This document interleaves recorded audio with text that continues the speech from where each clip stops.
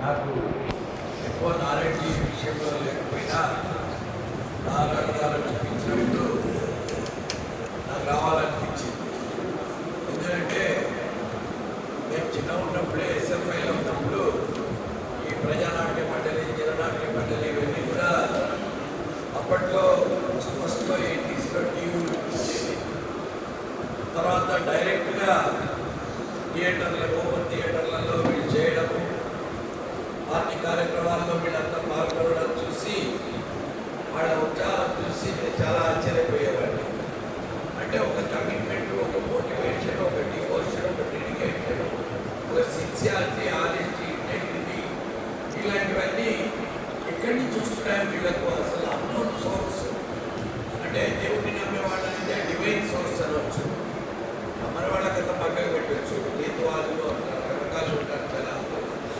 కానీ ఒక మెసేజ్ను ప్రజల్లోకి, సామాన్య ప్రజల్లోకి తీసుకువెళ్ళడము అనేది చాలా గొప్ప విషయం. అంటే దానికి ప్రోత్సాహం కూడా తక్కువ ఉన్నా ఓర్పుతో, సహనంతో, శాంతంతో, ఔదార్యంతో ముందుకు పోవడము ఈ ప్రజానాట్య మండలి వాళ్ళకి గొప్పతనం అని చెప్పవచ్చు. అంటే కేవలం ఒక 100 కోట్లు 1000 కోట్లు సినిమాలు తీసే వాళ్ళే కళాకారులు కాదు. దాని రోడ్డు మీద కూడా నలుగురిని అట్రాక్ట్ చేసి మెసేజ్ పంపించగలిగితే అది కూడా ఒక ఎందుకంటే కళలు అనేవి ఒక రకసొత్తు కాదు. ఒక ఎప్పుడైతే కమర్షియలైజేషన్ ఎక్కువైందో అప్పుడు సమాజంలో చాలా మార్పులు వచ్చాయి. టెలివిజన్ వీటి ద్వారా, ఈ మాధ్యమాల ద్వారా ఎక్కువ అట్రాక్ట్ అయిపోతున్నారు జనాలు. కానీ ఇంత ఈ స్మార్ట్ ఫోన్ యుగంలో ఇటువంటి ప్రజానాట్య మండలి వాళ్ళు కూడా స్లోగా యూట్యూబ్ను, యూట్యూబ్ షార్ట్స్ను, సోషల్ మీడియాను వాడుకోవాల్సిన పరిస్థితి వస్తుంది. ఎందుకంటే మాకు సంబంధం లేదు, మేము కేవలము ఒక షో లాగా చేసుకుంటాం తప్ప ఇట్లాంటివి మాకు అవ్వట్లేదు అంటే లేదు. ప్రజల అటెన్షన్ స్పాన్ చాలా తగ్గిపోయింది. 2 నిమిషాలు 3 నిమిషాల కన్నా వాళ్ళ బ్రేక్ పనిచేయడం లేదు.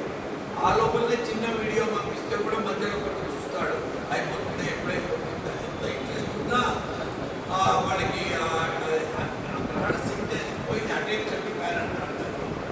అంటే ఈ కరోనా తర్వాత మన బ్రెయిన్ డ్యామేజ్ అయిపోయిందో ప్రజలకు తెలియదు. కానీ యుద్ధాలు చేసుకోవడము, నానా యాగి చేసుకోవడము, ప్రపంచమే తలకిందలు అయిపోయేటట్టు అప్సైడ్ డౌన్ అయిపోయింది, టాప్ సైడ్ డౌన్ అయిపోయింది. దీనికంతా కారణం మనుషులు వైసరస్గా మారిపోయినారు. దోపిడీ ఎక్కువైపోయింది సమాజంలో. అదే కారణం మార్క్స్ కనుక్కోండి. ఆయన ఏ న్యూటన్ మహాశయుడు, ఐన్స్టీన్ మహాశయుడు కనుక్కున్నట్టు ఈయన ఒక చిన్న విషయం కనుక్కున్నాడు. అదే ప్రపంచాన్నంతా శాసించింది, శ్రమ దోపిడీ అని. ఆ కాలంలో నిన్న నాకు సడన్గా అనిపించింది, దాస్ క్యాపిటల్ అనే బుక్ ఎంత పెద్దగా ఉంటుంది కదా, ఎవరెవరు కొంతమంది చదువుతుంటారేమో మార్క్సిస్టు మేధావులు అనిపించింది మీద. రామాయణ మహాభారతాలలో దాస్ క్యాపిటల్ కూడా అట్లాగే. ఆ కారణం మార్క్స్ కూడా Elon Musk zoo, only trillion in the world. Karl Marx కూడా జ్యూస్ అనేవాళ్ళు మోస్ట్ ఇంటెలిజెంట్ రేస్. కానీ వాళ్ళకి చాలా అన్యాయం జరిగేందుకు వాళ్ళు ఎప్పుడు పోరాడుతూనే ఉంటారు, పోరాట యోధుడు. కార్ల్ మార్క్స్ ఆ రకంగా ఆయన కూడా ఒక పోరాట యోధుడే. లైబ్రరీలో కొన్ని సంవత్సరాల పాటు చదివి ఈ కమ్యూనిజంను ఆయన స్టార్ట్ చేశాడు. దీని మార్క్సిస్ట్ భావజాలంతో కంటిన్యూ కావడం అనేది కూడా చాలా కష్టం. అందుకే ఇందాక నామస్వరి డిస్ట్రిక్ట్ ప్రెసిడెంట్ ఆ అమ్మాయి అడిగినప్పుడు నీ వృత్తేమా ప్రవృత్తిగా ఉండొచ్చు, వృత్తేమి ఉండేట్లు వస్తుంది.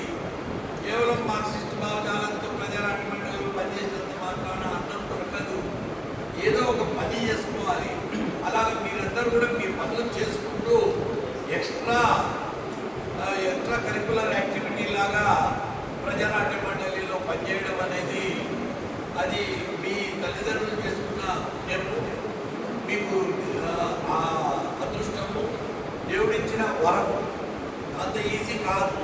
ఎందుకంటే ఇటువంటి ఆర్గనైజేషన్స్లో ఎక్కువ ఎంకరేజ్మెంట్ ఉండదు. మోటివేషన్, ఇన్స్పిరేషన్ ఆటో పైలట్ మీద ఉండాలి. ఆటో ఇన్స్పిరేషన్ మనంతా మనమే ఎక్కువ ప్రోత్సహించాం, భుజం తగ్గి చేయని మంచి పనులు చేయడానికి కూడా సొసైటీలో నేను అబ్జర్వ్ చేస్తున్నాను. నేను చాలా సోషల్ యాక్టివిటీస్ చేసినప్పుడు ఎవరేమి ఎంకరేజ్ చేయరు. ఎవరు భుజం తట్టి మీకు చేయండి, మంచిగా సాయం చేయండి అందరికీ ఎవరు చెప్పరు. అలా సాయం చేసే వాళ్ళకు గుర్తింపు కూడా ఉండదు. ఒకరి గుర్తింపు కోసమో ఎవరైనా సాయం చేస్తారనో ఆ పని చేసినామంటే దాంట్లో నీకు నిజమైన తృప్తి ఉండదు. అడగకపోయినా సాయం చేసే గుణం ఉండాలి. సాయం చేసినాక మర్చిపోవాలి. సో ఈ ప్రజానాట్య మండలి వాళ్ళందరికీ ఇది ఆహ్వాన సంఘం మీటింగ్కి ఇంతమంది వచ్చారంటే రియల్ మీటింగ్ ఇంకా చాలా మంది రావచ్చు, రావాలని కూడా కోరుకుంటున్నాను. ఈ సామాజిక స్పృహ అందరిలో కలగాలని, ఈ రకంగా మన కంట్రీ కూడా ముందుకు పోవాలని, అన్ని రకాల జాతులకు అందరిలో సమతాభావంతో ఒక నవ సమాజ నిర్మాణానికి కృషికి మీరంతా తోడ్పడాలని, వాటిలో నేను ఒక చిన్న సంఘటనలాగా ఉంటానని మీకు ప్రార్థించాను.